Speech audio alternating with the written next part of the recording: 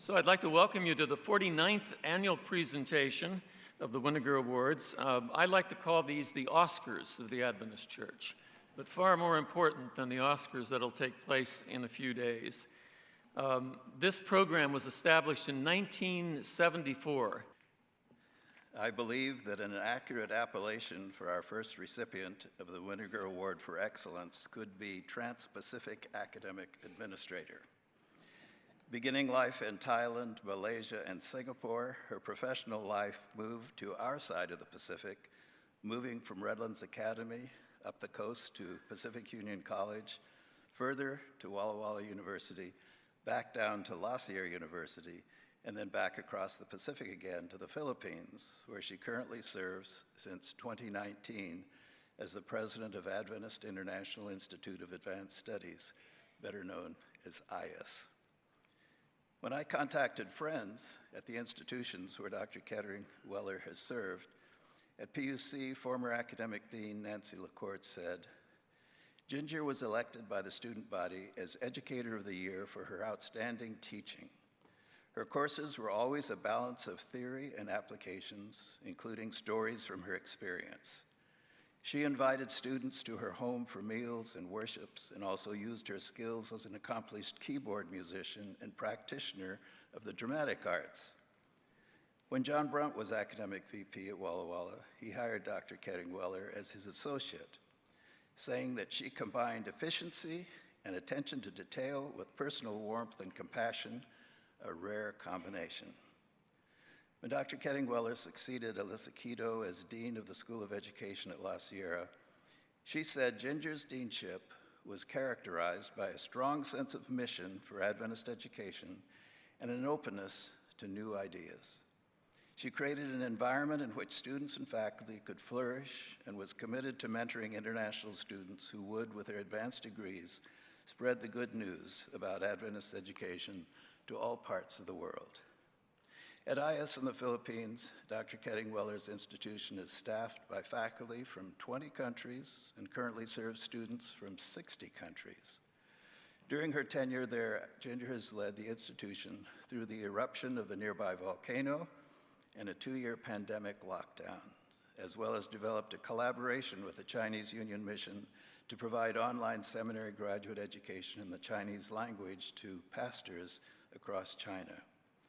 Her Vice President for Academic Administration, Dr. Richard Nelson, says, quote, "Ginger is known for always thinking of others, living a life in humble service while supporting a model of academic excellence. She's a tireless leader in securing graduate education opportunities and sponsorships for women who are entering their PhD programs, as she believes strongly that both men's and women's voices should be heard in the classrooms for these programs. She has developed new programs to meet the discerning expectations of modern Asia. And she does all of this while involved in personal ministries, such as providing a weekly Bible study for single women at her home, sponsoring a Sabbath school class option, and taking guest speaking appointments in various locations around Asia." During Dr. Ketting-Weller's professional career, she has taught and administered at every level of education, from elementary to high school to college and university, and finally to an Institute of Advanced Studies. And need I remind you that she has broken through gender barriers in the process, following in the footsteps of her missionary mother, who was honored by AAW in the year 2000. So Ginger, for all this and much more, we're honored to present you with this award for excellence in the tradition of Charles Eliot Weniger.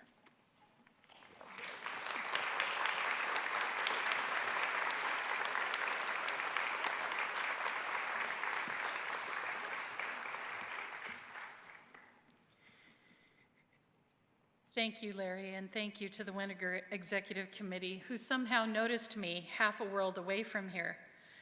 When Jim and I accepted a call to mission service, I quipped that we would now fall off the face of the earth in the awareness of those who knew us in the North American Division. So far, I've been wrong. I'm so grateful for the many friends, family, and former colleagues who have supported and encouraged from afar. This Weniger honor, too, has served to encourage. And thank you for granting me a few moments to speak of two subjects about which I am passionate: mentors and mission. Two of today's Weniger Award recipients were mentors to me without ever knowing me. As a teenager growing up in Malaysia, I heard my parents, both of them missionary doctors, speak of Mary Kay McLeod and Lorna Tobler, these women who spoke up and reminded our church's policymakers of the importance of treating their employees with justice and equity. While their legal proceedings were still underway, they inspired my parents to speak up about the fact that married missionary women did not get paid vacation even while working full-time. As I listened to the developments of their story and saw my own parents speak up successfully, I learned that I too have a voice and should be unafraid to use it. I learned that I can speak up with both kindness and persistence, even when in the presence of superiors. Thank you, Mary Kay and Lorna, for helping this missionary kid learn to be brave. I have also been mentored by several other recipients of the Weniger Award. In my first year as a faculty member, Malcolm Maxwell, the president of Pacific Union College, told me, "Ginger, you're going to be a college president someday." And I am.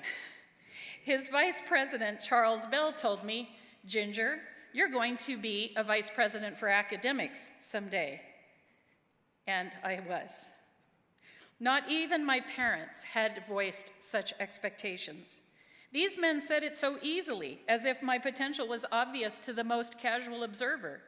They backed it up with encouragement and opportunities. Later, another Weniger Award recipient, John Brunt, hired me into my first administrative position at Walla Walla College, now Walla Walla University. He expressed his delight when I became his successor. He was always available during those years of my steep learning curve to answer questions, give advice, express confidence, and listen sympathetically when I needed to tell my stories. I thought my mentors had been mostly men until I encountered another Weniger awardee, Dr. Ella Simmons, as my board chair at AIIAS 5 years ago. One of the wisest and smartest women I know, Ella was a rock for me and our institution up through her retirement in 2022. She is a denominational treasure. She provided unfailingly good advice, prayed without ceasing, and guided me through the maze of culture and customs of the world church leadership. She also continues to laugh about the time my curious cat Gideon climbed up on my shoulder right in the middle of my very serious annual report by Zoom to the General Conference officers. I have been blessed by so many mentors, but none so precious, loyal, wise, and funny as my husband, Jim Weller. His dedication to God, his attention to detail, his advice, much of which I take, his fine-tuned sense of humor, his intellectual and cultural curiosity, and the fact that he has learned to love durian. Well, he puts a grin on my face every single day. Thank you, Jim, for answering my many years of prayers for a husband who would love doing mission with me. Speaking of mission, I cannot begin to express my joy in serving these capstone years of my career at AIIAS, our General Conference graduate institution in the Philippines. When I was first considering the invitation to AIIAS, I mentioned it to one of my superiors who responded, "AIIAS? What's that?" Oh dear. My North American Division friends, if only you knew of this remarkable school. AIIAS was founded 50 years ago to provide a world-class seminary and graduate education at a fraction of what it would cost in the Western world, to prepare excellent leaders for the church around the world. AIIAS continues to be successful at just that mission. I first knew in my heart my calling to AIIAS when we visited during their 2018 International Research Conference. I noticed that the students who were presenting their papers could compete successfully with my students here in North America, even outdoing them for academic rigor and depth of understanding of the research methodology. What was this place?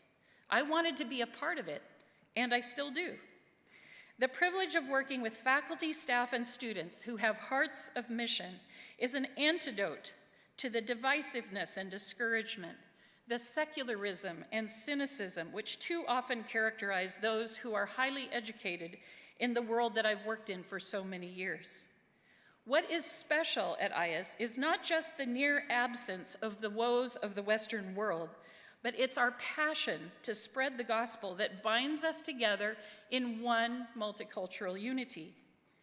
Our response to the gospel commission of Jesus is powerful stuff on our beautiful little campus nestled way out there in the 1040 window. The vibrancy is energizing.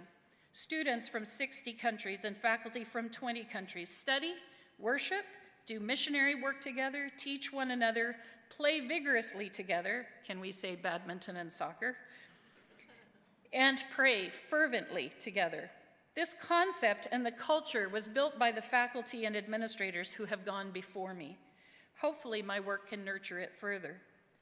I was taught by higher education experiences and mentors here in North America, and I'll be forever grateful for that solid platform from which to lead.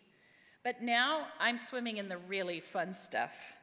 I'm thrilled when I watch a student graduate and return home as the first Adventist PhD in his country. I learned this past week that my student from my higher ed administration class just became the vice president for academics in his country's Adventist university. I'm so proud of the 3 young seminary students who just presented papers at academic meetings in San Antonio, Texas, their travel and lodging funded by donors. I'm inspired by the resilience of those who have come to AIIAS from conflicted and war-torn countries, seeking to prepare themselves in our safe haven in anticipation of returning home to lead. I fear for them, and I will pray for their safety when they return. I'm excited for our education students who will be serving this summer at an orphanage on the border of Myanmar and Thailand. And I'm touched by our graduates who come to us from positions of leadership, and then they learn a beautiful new way of leading with humility and integrity, and they go out a few years later to take up even greater responsibilities in the world church. I am convinced of this. Living as a Christian means being a missionary. There is no other option in the kingdom of Christ. If we don't do mission, we will die, because human nature is such that we turn inward on ourselves and start living purely self-serving, self-deceitful ways. When we do mission, we choose to be countercultural in ways that speak of a beautiful hope that is not of this world. My young missionary acquaintance who works in the Indian slums expressed it perfectly just a couple of days ago.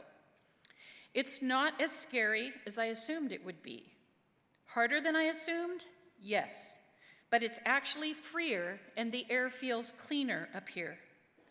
I could not have said it better. Living as a Christian means being a missionary. There is no other option in the kingdom of Christ. Let me wrap up with one last reflection. For every missionary who leaves home and culture and comforts, we need missionaries at home to pray and encourage, to provide exemplars and support. Loma Linda University Church was our church home before we left for the Philippines. Our Gathering Place Sabbath School class continues to encourage us and ask for stories every time we're back. Pastor Randy Roberts still greets us by name whenever we're back, or when he sees me at meetings. The Leukerts still mail us a Christmas letter each year, even though it takes 2 months to reach us. We read every word of their letter, and we post their family photos on our fridge, just as any good American should do. And Helen Juman just packed up a box or 2 of sheet music and sent it over for our musicians. All of these people also maintain their local missional activities. You see, living as a Christian does not offer a non-missionary option. Thank you again to the Weniger Executive Committee for their kind notice. As we say in the Philippines, may God bless you more.